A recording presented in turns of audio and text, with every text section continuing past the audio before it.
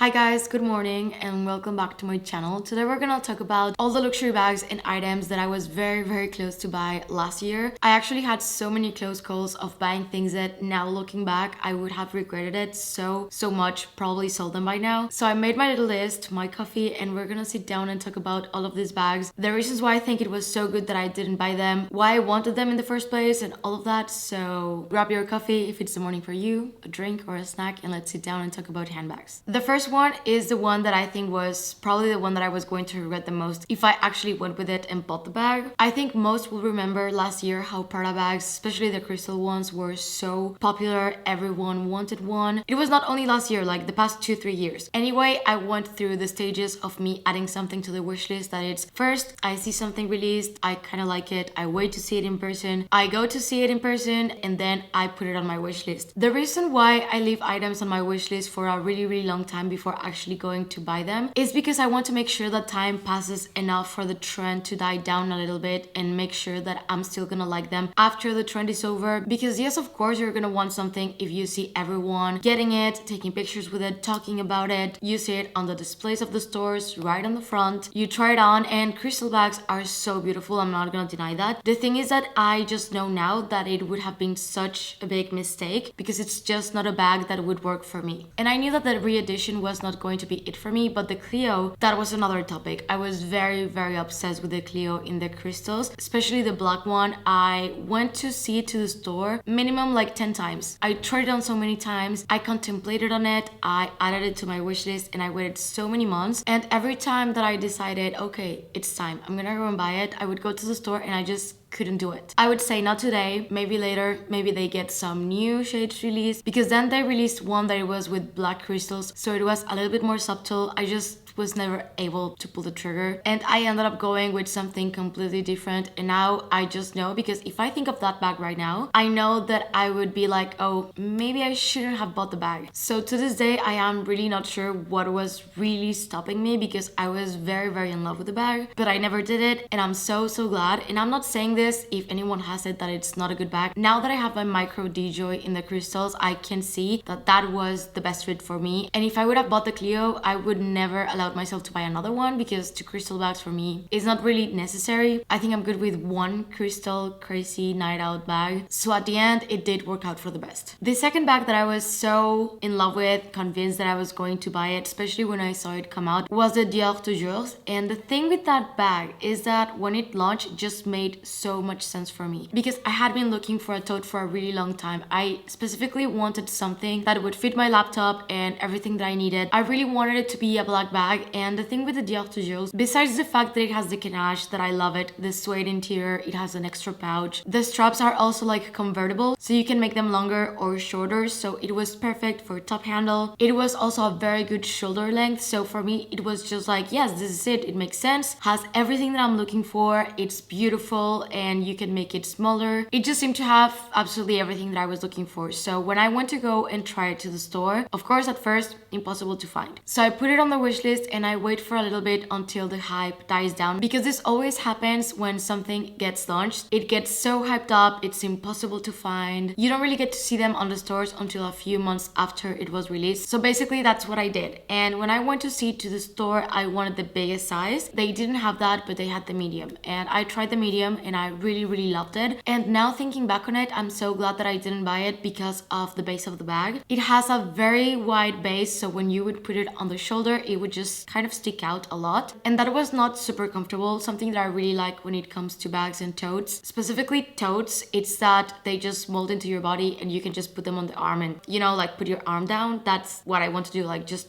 to feel comfortable. And this bag was going to serve basically the same purpose then as my Birkin 35. That I love my Birkin 35, but that I don't see it as a tote, like I don't put it on the shoulder, because it also has a very wide base, so that is a top handle bag for me. And I was going to end up using the toujours bag also as a top handle when I was actually looking for a tote. And during all of this, I'm still looking for a tote. I ended up going for the Chanel Maxi 19 bag. It fits my laptop, I absolutely love it, it's a great bag, but still when it comes to totes, I'm just having such a hard time. I do talk about another tote on this video, so yes, it's been kind of a journey. I just cannot seem to find find one that really works for me. So talking about massive trends and just me trying to figure out if it was going to work out for me or not was the Loro Piana L19 pouch. So I went through very different stages with this bag. The first one was like, oh, that's a nice bag. I actually really like seeing it on other people. I really enjoyed, you know, the Pinterest inspo. Something that you need to know about me is that I spent a lot of time on Pinterest, especially on my downtime. Like I do home decor, dog pictures, quotes, handbag inspo, outfit inspo, all of that. And I have this board when it comes to my wish list on Pinterest that is not really like a wish list. It's just if I see something cute, like a cute bag, a cute pair of shoes, I add it to that board. Not necessarily I'm gonna look for it or buy it. I just, you know, I save it there in case one day I'm like, oh my god, I remember I saw this bag, I really want it, I want to deep dive a little bit more into it and maybe consider getting it. So I see the L19, I save it, and then of course then my feed became full of L19 pouches. After that, I kept seeing it on Instagram and I just felt like, oh, this is everywhere. I was so over it because I felt like it was just a little bit too much. I was saying it too much. But then went to another stage of really thinking about why everyone likes that bag. And for me, it kind of makes sense because I adore my mini Kelly. My mini Kelly in white is literally my most used bag since the day that I bought it. I adore the size. It just works very well for me. For my frame, also being a crossbody, also for my lifestyle, just makes a lot of sense. So I started to see a lot of similarities between the L19 pouch and the mini Kelly. Of course, the Loro Piana was easier to get, so I went into the store and tried to see it. They didn't have it, so that led me to, okay, now I think I really want it because they don't have it, and this always happens to me. So I start to look for it a little bit more, and when you're not able to ever see it in person or try it on, and you keep seeing other people say how amazing it is, you kind of just want it more. So I started to really want it until I was able to see it at the store, and I just didn't feel much. But I was like, should I buy it? Because it does make sense, you know? It seems like this bag would be something that I would love, so maybe I should get it and try it out. But then I was like, I already have my mini Kelly, so I don't really need to try it out. Am I about to buy it because I found it or because it's been on my wish list for 6 months or more? And it was just not the case. I never put a lot of thought into why I really wanted the bag, other than I think it's going to work out because everyone really loves it and it's very similar to the mini Kelly. I didn't buy it, and for some reason I just never went back looking for it. So yeah, I don't have much to say about, oh my god, I'm so glad that I didn't buy it, because if I think about it, maybe I would like it. I just don't feel like I am missing out a lot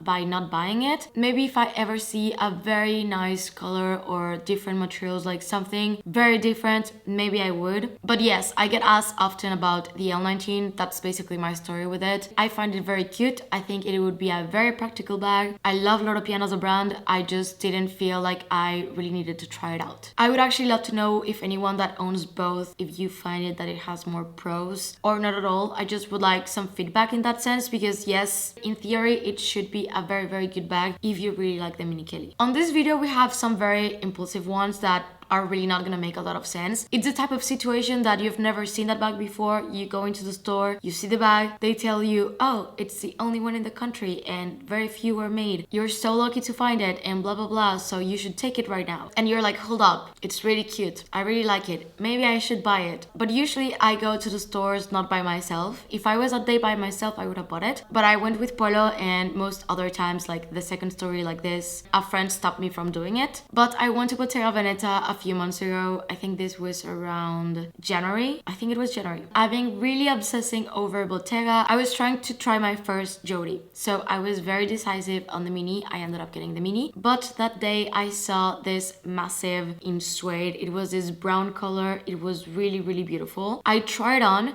and yes, I felt like the bag was swallowing me, but it was just like a sleigh type of bag. Like, it was such a cool look and it was beautiful. I love the suede. I just really fell in love with the bag. It was love at first sight, but now thinking back on it, that bag was a mess for me. I am really short, and as much as I really like big bags, something about that bag, now thinking back on it, was going to be a disaster. Just think about this for a second. I live in Barcelona. It's very humid here. It's going to start to get hot soon. Summer gets so hot. Did I really see myself wearing that bag with 35 degrees in a summer dress? So that bag was going to be something that I was going to be able to wear during winter with coats. Only during that time. And I was buying it just at the end of it, so I was going to be able to use it once or twice. Afterwards, something that happens to me is if I don't use the bag enough, I start to convince myself that I need to sell it. So I was not going to use that bag from probably April to October. It was just going to sit on my closet because it's suede. It's massive. During the summer, I was definitely not gonna reach for it. I was definitely going to convince myself that it was a bad purchase. With this one, I have to say that it was probably timing or that it was just too big. You're gonna probably tell me that it was too big and you're probably right, but I love the way that it looked. I skipped on it and I'm kind of glad that I did. Number 5 is the mini Evelyne, and I've never been a fan of the Evelyne, but for some reason, every time that I see the mini Evelyne in a cute color, I start to rethink my entire life and just consider buying it and trying it out. But really, when I sit down and think about it, I just know that I don't like it enough to buy it. But something that happens to me a lot with Hermes is that I love and I'm obsessed with many of their colors that I can never find on other bags. And these colors tend to be available sometimes on the mini Evelynes or Evelynes in general. So this happened to me with Bleu Brume, Verriquette, and Jean Poussin. And specifically, Jean Poussin, that is like a pastel yellow. I was just like, I need it, I want it, that bag is beautiful, but I was literally getting it because I really wanted the color, not because I really wanted the style of the bag, and I don't think that that's justifiable. At least for me, I think not doing it, really taking a step back and realizing I don't like the strap, I don't like the bag, I just love the color and I need to wait, be patient. I don't know, maybe sell another bag and get literally what I want in that same color. So I was so close to buying twice the mini Evelyne, and I'm so glad that I didn't because I just know that that bag is not for me. I just don't like it enough. I think it's really cute. Every time that I see it in someone else, I really love it, but this doesn't really mean that I need to buy it. I want to put 2 bags in this category. So I went to Paris 2 weeks ago. I am currently editing the vlog that you're gonna see probably after this video. So I'm just gonna show you 2 bags that I saw in Paris. So basically I went with Niels, the life of Niels, in case anyone knows him on Instagram. Would highly suggest you to follow him. He's amazing. He is one of my best friends and we went to Paris together basically just to go to a ton of stores, drink a lot of coffee and have a good time, relaxing. I love tweed. Like I love tweed bags so much. And I haven't been too in the loop of what Chanel has been bringing out. So the new collections and what has been released, I haven't really been checking on it. So when we went to the store, I just saw a lot of things for the first time. And I see this pink tweed top handle, like it was so cute and so against everything that I usually wear and own. I am not a pink bag person and it was definitely very girly, it's the type of bag that brings out your inner child, and I was soon in love with it. Like in that moment I was like, oh yes, I'm taking it. And Niels was the voice of reason, like behind me, telling me that it looked out of Claire's, that it looked like a bag for a child, that it was not something that I should buy. I still think that it's really cute, but I did not follow my steps on the wish list, so that held me back a lot. I was like, I've just seen this bag once. This is my first time seeing it. I'm in Paris, which is playing up with my mind because you're just excited and want to spend money every time that you go to Paris for some reason. I was being very impulsive, but I was like so close of just, I saw it, I tried it on, I wanted to take it. I didn't. I did buy something else, just not that bag. Do I think it was going to be so terrible? I don't know. I have not had enough time to process it. Was it really cute? Yes. Very beautiful. I was just so in love with the bag. But he did stop me and I'm kind of grateful for it because I would have gotten a lot of buyer's remorse right afterwards. And the second one is this one from Dior. So we went to Dior looking to see, you know, what was in stock. They always have amazing micro lady Diors in different styles, crystals from the new collection, and I just really wanted to see what was there. So they bring out this specific bag and oh my god, isn't it beautiful? I fell in love with it so much. Like I've been falling in love with bags left and right lately, but this specific one was so pretty. I have a thing for white bags. I have issues with it, I am aware. And the only thing that was really stopping me from buying that bag is that it was completely a satin bag, a white satin bag, may I add. The handles were satin too, because something that Dior sometimes does is that the handles are leather if the bag is satin, just so you can use it a little bit more. And you know, I wear makeup and I have a dog. The white satin was going to be a disaster. I can see it so clearly. I was going to buy it. I was going to be so in love with the bag and I was going to be so scared of using it, constantly cleaning my hands. I was going to be so careful, and one day I would just go and check the bag and I would find a stain. I would lose my mind over it. I would try to clean it and I would make it worse because I always do this. And I consider myself someone that just uses your bags without overthinking it too much. I love lambskin, I love box leather, I love Swift. Every single delicate leather, I am probably gonna like it more than the durable ones. I'm not a fan of Epsom or Caviar from Chanel. I love tweeds, I love suede, but I do know that that was going to be really bad. And I knew better, but I was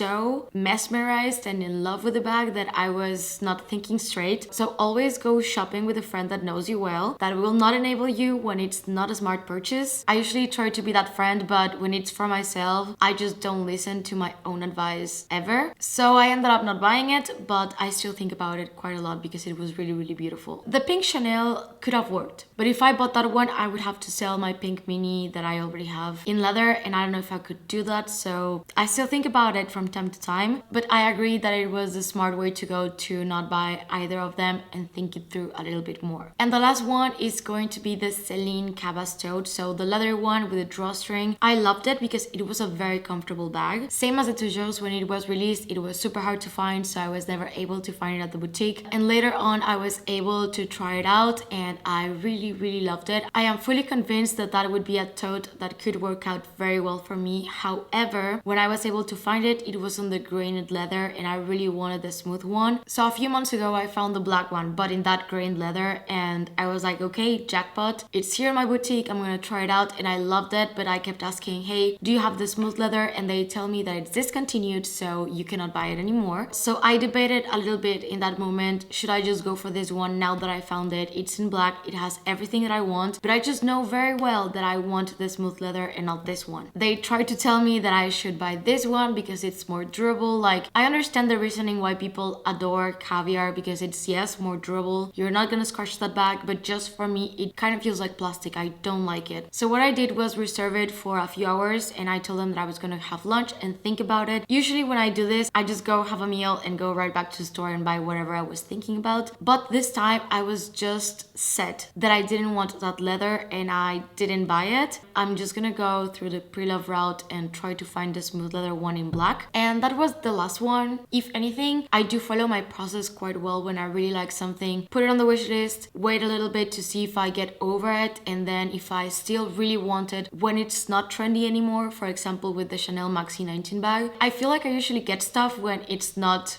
popular anymore. So it is a bit weird, I know it. I do love the stuff right when it comes out, but I just feel like it's a lot of money and I don't want to buy a lot of stuff to end up realizing that it doesn't work out. So I do have a few rules before I buy something. Yes, I get impulsive from time to time. I'm not gonna lie, I do it quite often, but I really try not to because I want to avoid buyer's remorse or having to sell things. I do implement the one in and one out the most that I can, but when it comes on buying something, trying it out a few times and then you're just over it, I really try to avoid those scenarios. So I hope that you guys enjoyed this video. I will finish as soon as I can the vlog and hopefully have it after this video. It is a lot of shopping. I think everyone is gonna like it a lot, but yeah, if you're new to my channel, please consider subscribing and click the notification bell down below so you don't miss any of my videos. And if you're not done watching, I'm gonna leave you 2 videos right here in case you want to check them out. Thank you and see you on the next one. Bye.